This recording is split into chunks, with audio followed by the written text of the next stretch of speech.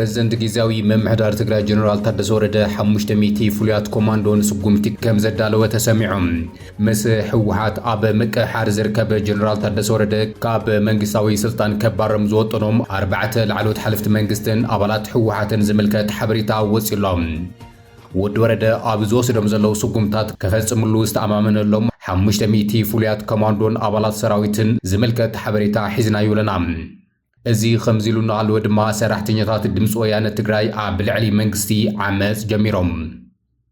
ስዑድ ዓረብ ተጋሩ ምዃኖም ዝተገለጹ ኣስታት 200 ኢትዮጵያውያን ናይ ሞት ፍርዲ ብይን ከም ዘመሓላለፈ ተገሊጾም ቢሮ ጉዳያት መንእሰይ ትግራይ ንውድብ ወለዶን ኣብ መዕጎሪ ኮይኖም ናይ ሞት ፍርዲ ጽበዩ ዘለው ተጋሩ ወገናት ኣመልኪቶም ናብ ሚኒስትር ጉዳያት ወጻኢ ኢትዮጵያ ህጹጽ ደብዳቤ ጽሒፎም ኣለዉ እቲ ደብዳቤ ተጋሩ ከይሞቱ መንግስቲ ኢትዮጵያ ክትሓበር ይግባእ ዝብል ሒዝናዮ ኣለና በተማሳሊ ኣብ ኢትዮጵያ እስራት ንምፍታሕ ዝተገበረ ሓያል ናይ ኦፕሬሽን ስርሒት ብዙሓት ሰባት ከም ዝተቐተሉ ተገሊጾም እቶም ዕጡቓት ቤት ማእሰርቲ ንምቁጻር ብኸበባ ብዝኸፈትዎ መጥቃዕቲ ምስ ፌደራል ፖሊስ ክታኸሱ ከም ዘምሸዩ ድማ ተፈሊጡሎም ዝርዝር ሓበሬታ ሒዝና ኣለና ከመይ ጸንሑ እዚ ፕራይም ትግርኛ እዩ ንሕዚ ዘዋናዮ መገደሲ ምዕባለታት ኢና ርእሶም ኣላሊናኩም ዘለና ብዝርዝር ክነቕርበልኩም ኢና ቢሮ ጉዳያት መንእሰይ ትግራይ ልዕሊ 200 ተጋሩ ዝርከብዎም ኢትዮጵያውያን መንእሰያት ኣብ ስዑድ ዓረብ ሞት ይጽበዩ ምህላዎም ገሊጾም ቢሮ ጉዳያት መንእሰይ ትግራይ ቁጽሮም ልዕሊ 200 ዝኾኑ ተጋሩ ጥራሕ ምዃኖም ዝተገለጹ ኢትዮጵያውያን መንእሰያት ኣብ ስዑድ ዓረብ ብዘይ ሕጋዊ ውክልና ብጅምላ ናይ ሞት ፍርዲ ተበይንዎም ከም ዘሎን ናይ ሞት ፍርዲ ይጽበዩ ምህላዎም ድሕሪ ምግላጽ ኢትዮጵያ ብህጹጽ ዲፕሎማሲ ኢድ ኣታውነት ገይራ ክተፍትሖም ተማሕጺኖም ቢሮ ጉዳይ መንእሰይ ትግራይን ውድብ ወለዶን ብሓባር ብምዃን ናብ ሚኒስትር ጉዳያት ወጻኢ ኢትዮጵያ ኣብ ዝለኣኽዎ ደብዳቤ ሰበስልጣናት ኢትዮጵያ ምስ ስዑድ ዓረብን ምስ ኣህጉራውያን ተዋሳእቲ ሰብኣዊ መሰላት በዙዝ ክትራኸቡን ነቲ ዝተነበረ ዝሕዝን ናይ ሞት ፍርዲ ብይን ደው ከብሉን እዩ ተማሕጺኖም ዘለው ሓላፊ ቢሮ ጉዳያት መንእሰይ ትግራይ ኣይተ ሓይሽ ስባጋደስ ንሚኒስትር ጉዳያት ወጻኢ ኢትዮጵያ ኣብ ዝጸሓፈ ወጽጽ ደብዳቤ ብዙሓት ተጋሩ መንእሰይ ዝሓሸ ስራሕ ንምድላይ ብዘይ ሕጋዊ መንገዲ ናብ ስዑድ ዓረብ ከም ዝጓዓዙ ብምዝኻር ይኹን እምበር እዞም መናእሰያት ሕጋዊ መንበር ፍቓድ ስለ ዘይብሎም ሕጋዊ ሓገዝ ክረኽቡ ኣይከኣሉን ድሕሪ ምባል ብስንኪ እዚ ድማ ውሕስነ ሰብኣዊ መሰላት ናይ ኣእምሮን ኣካላዊ ጉድኣትን ነዊሕ እዋን ብዘይ ፍርዲ ምእሳር መሰል ሕጊ ምክትታልን ምክልኻልን ኣብ ዘይብሉ ናይ ፍርዲ መስርሕ ክሳብ ሞት ፍርዲ ዝበጽሑ ውሳነታት ኣብ ልዕሊ ዜጋታት ይውሰድ ከም ዘሎ ገሊጾም ኣብቲ ሃገር ኣብ ዝርከቡ መዳጎኒ ማእኸላት ዘይሰብኣዊ ኣተሓዛ ኣዝዩ ሕማቕ ምዃኑ ተጣበቕቲ ሰብኣዊ መሰላት እውን በተደጋጋሚ ይገልጹ ከም ዘለው ድማ እቲ ደብዳቤ ኣፍሊጡ ዘሎ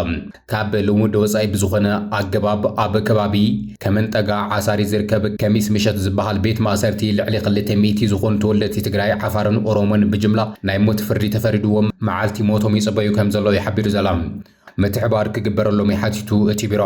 መናእሰይ ዝሓሸ ስራሕ ንምድላይ ኣብ ዝኸድሉ ሃገር ሕጋዊ ናይ ሕጊ ሓገዝን ምክልኻልን ኣብ ዘይረኽብሉ ኩነታት ዝተመሓላለፈ ናይ ጃምላዊ ሞት ብይን ብምዃኑ ንኢትዮጵያውያን ጥራሕ ዘይኾነስ ንመላእ ህዝቢ ዓለም እውን ዘሰንብድ ዜና ካብ ምዃኑ ብተወሳኺ ዘይሰብኣውን ኣብ መንጎ ክልቴን ሃገራት ዘሎ ታሪካዊ ርክብን ሰናይ ምትሕባርን ዘጉድፍ ከም ዝኾነ ተገሊጾም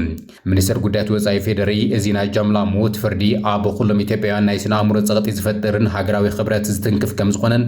ዘይሰብኣዊ ተግባር ስለ ዝኾነ ምስ ኤምባሲ ስዑድ ዓረብ ብምትሕባር እቲ ጉዳይ ብዲፕሎማስያዊ መንገዲ መፍትሒ ክረክብን ህይወት እቶም ዜጋታት ክድሕን ክጽዕር ድማ ሓቲቱ እዮም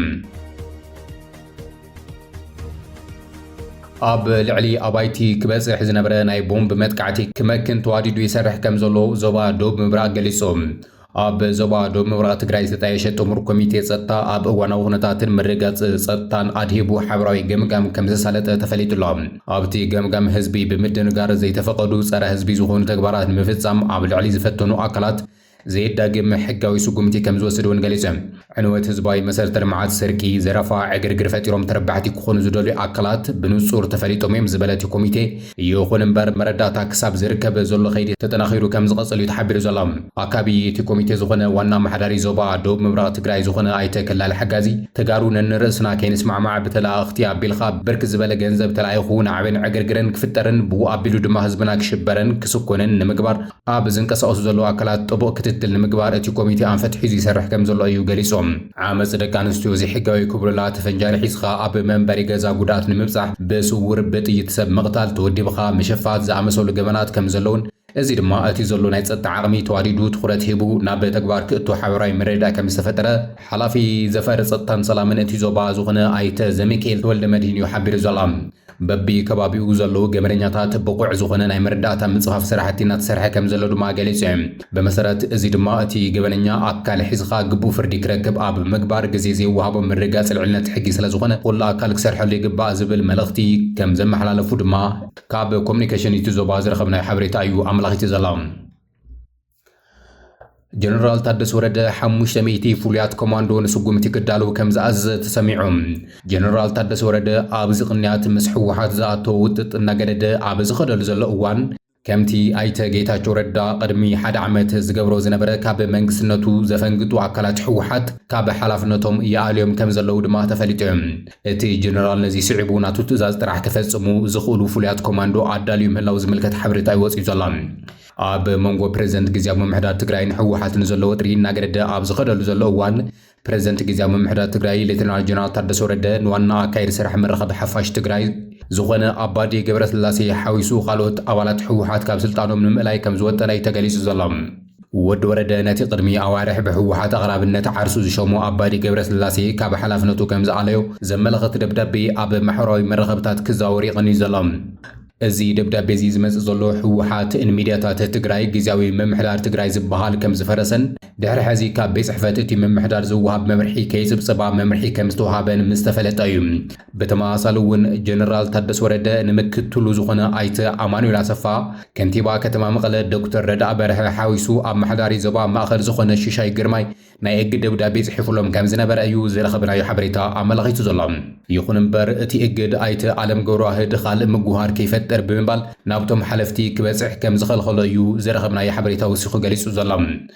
ካብ መዓልቲ ናብ መዓልቲ ምስ ሕወሓት ናብ ምቅሕሓር ዝኣቱ ዘለዎ ጀነራል ታደሰ ወረደ እቶም ከባሮም ወጢኑሎም ዘለዉ ሓለፍቲ ስራሕ መንግስትን ላዕለዎት ኣባላት ሕወሓትን ከመይ ከኣልዮም እዩ ዝብል ናይ ብዙሓት ሕቶ ኮይኑ ቀጺሉሎም ነበር ፕሬዝደንት ግዚያዊ ምምሕዳር ትግራይ ጌታቸው ረዳ ቅድሚ 1 ዓመት ኣብ ናይ መወዳእታ ዘመን ስልጣኑ ተመሳሳሊ ስጉምቲ ይወስድ ከም ዝነበረ ብርክት ዝበሉ ኣካላት የዘኻኽሩ እዮም ኣይተ ጌታቸው ረዳ ኣብቲ ሽዑ እዋን ንላዕለዎት ሓለፍቲ እቲ ሰራዊት ብመደዳ ካብ ስርሖምን ሓላፍነቶምን ኣጊድዎም ከም ዝነበረ ዝፍለጥ ኮይኑ ይኹን እምበር እቲ እግድ ካብ ደብዳቤ ሓሊፉ ተፈጻምነት ከም ዘይነበሮ ይፍለጥ እዮም ብኣንጻሩ ግን ጀነራል ታደሰ ወረደ ከም ጌታቸው ረዳ ኣይኮንኹን ብምባል ዝፍለጥ ወዲ ወረደ ናቱ ትእዛዝ ጥራሕ ክፈጽሙ ዝመደቦም ካብ 400 ክሳብ 600 ኮማንዶ ከም ዘዳለው እዩ ዝተረኸበ ሓበሬታ ኣመላኺቱ ዘሎ ካብዚ ሓሊፉ እውን ኣብ ሰራዊት ትግራይ TDFን ፖሊስ ትግራይ ናቱ ደገፍቲ ምዃኖም ዝነገረሎም ኣዘዝቲ ብበዝሒ ከም ዘለውዎ ይግለጽ እዮም እቲ ንነዊሕ እዋን መሓዙ ዝነበረ ሜጀር ጀነራል ገብረ ዲላ ኣዛዚ ፖሊስ ትግራይ ሓዊሱ በዓል ሜጀር ጀነራል ዮሃንስ መዲድን ጀነራል ማሾ በየነን ድማ ናቱ ቀንዲ ደገፍቲ ከም ዝኾኑ ይነገረሎም እዮም እዚ ከምዚ ኢሉ እናሃለወ እምበር ሰራሕተኛታት ድምፂ ወያነ ትግራይ ኣብ ልዕሊ መንግስቲ ዓመት ዝመስል ኣዋጅ ኣውጆም ዘለዎም ኣመራርሓን ሰራሕተኛታትን ድምፂ ወያነ ትግራይ ሎሚ ኣብ ዘካይድዎ ኣኼባ ነባር ቤት ምኽሪ መንግስቲ ትግራይ ናብ ንሙር ምምላሱ ትኽክለኛን ቅቡልን ውሳነ ከም ዝኾነ ገሊፆም ኣብ ቀረባ እዋን ማእኸላይ ኮሚቴ ሕወሓት ነባር ቤት ምኽሪ መንግስቲ ትግራይ ናብ ንሙር ስልጣኑ ንምምላስ ዝወሰንዎ ውሳነ ብመንጽር ረብሓ ህዝቢ ትግራይ ትኽክለኛ ሕጋዊ ቅቡልን ከም ዝኾነ እቲ ውሳነ ከም ዝድግፉ ድማ ኣብ ዘካይድዎ መድረኽ እዮም ሓቢሮም ዘለዎም እተን ብሕወሓት ዝተጫወያ ሚድያታት ትግራይ ብሎሚ ዕለት ብንጹር ናይ ሕወሓት ደገፍቲ ምዃነን እየን ገሊፀን ዘለዋ ሕቱታት ህዝቢ ትግራይ ብሰላማዊ መንገዲ ንምምላስ ምስ ፌደራል መንግስቲ ዝተገበረ ስምምነት ሰላም ፕሪቶሪያ ብቐንዱ ብመንግስቲ ፌደራል